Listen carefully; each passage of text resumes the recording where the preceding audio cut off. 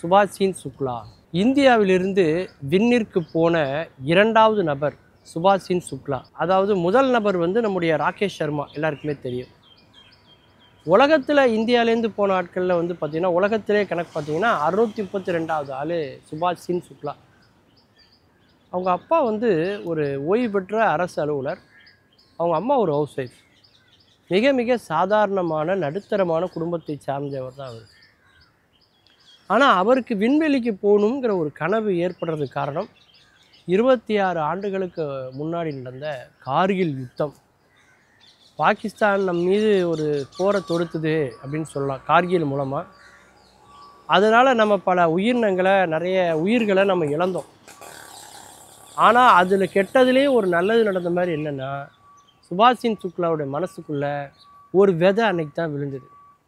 தேசப்பற்று அவருக்கு அதிகமாச்சு. நாட்டுக்கு ஏதாவது செய்யணும் அப்படின்னு ஆசைப்பட்டார்.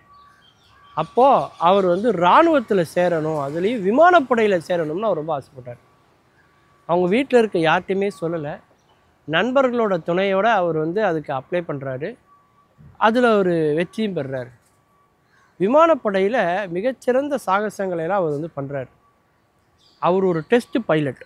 அதாவது விண்வெளிக்கு போகிற வீரர்கள்லாம் யாராக இருப்பாங்கன்னா இராணுவ வீரர்களாக தான் இருப்பாங்க. இராணுவத்திலையும் விமானப்படையில் உள்ள வீரர்களை தான் விண்வெளிக்கு அதிகமாகவே அனுப்புவாங்க. ஏன்னா விண்வெளியோடு அவங்களுக்கு தான் தொடர்பு இருக்கும். முன்ன பின்ன தெரியாத ஒருத்தரை நம்ம விண்வெளிக்கு அனுப்புனா அது ரொம்ப பெரிய பிரச்சனையை உண்டு பண்ணும். விண்வெளியோடு தொடர்பு இருக்கக்கூடிய விமானப்படையில் உள்ள திடகாத்திரமான, அதற்குரிய மனபலம், அதற்குரிய உடல் பலம் உள்ளவங்களை தான் நம்ம அனுப்புவோம். அதாவது சமீபத்தில் கூட பார்த்தீங்கன்னாக்கா நம்முடைய சுனிதா வில்லியம்ஸ் இல்லையா, அதாவது நம்முடைய நாசா ஒரு பெரிய ஒரு முயற்சி எடுத்து அதில் அவங்க போனாங்க. குறுகிய கால பயணம் தான், சீக்கிரம் அவங்க கீழே வந்துட வேண்டியது.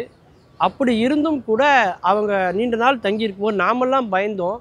நிறைய பேர் பரிதாபப்பட்டாங்க, பிரார்த்தனை பண்ணாங்க. ஆனால் அவங்க அதை எதையுமே பாசிட்டிவாக தான் எடுத்துப்பாங்க. அப்படி தான் அவங்களுக்கான பயிற்சி வழங்கப்பட்டிருக்கும். அதே மாதிரி தான் சுபாஷின் சுக்லா அவர்களும் பார்த்திங்கனாக்கா அவர் குறிப்பிட்ட நாளை விட கூட கொஞ்சம் நேரம் அவர் இருக்க தான் செஞ்சார். விண்வெளியில் அவங்க இருந்தாலுமே பார்த்திங்கன்னா அவங்களுக்கு 8 மணி நேரம் வேலை தான். மற்ற நேரம்லாம் அவங்க ஃப்ரீயாக தான் இருப்பாங்க, தூங்கிட்டு தான் இருப்பாங்க.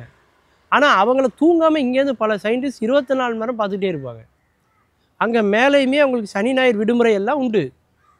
அவர் இங்கேருந்து போகும்போது பார்த்திங்கன்னா மாம்பழச்சாறு, கேரட் அல்வா, பாசிப்பயிறு அல்வா இதெல்லாம் கொண்டுட்டு தான் அவர் அங்கே போனார். இந்தியாவில் உத்தரப்பிரதேச மாநிலத்தில் லக்னோவில் பிறந்த இவர், அவருடைய நேட்டிவிட்டி, அவருடைய எண்ணம் அது இருக்கணும் அப்படிங்கக்கா அவர் இங்கேருந்து கொண்டு போகிறார்.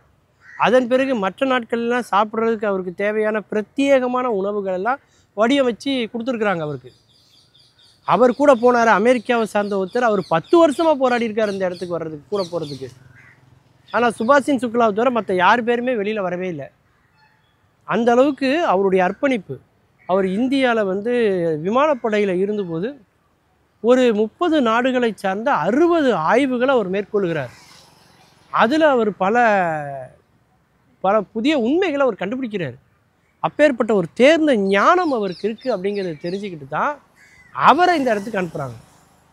அதுவும் பார்த்திங்கன்னா இன்றைக்கி 25 இருக்கிறோம், 2025.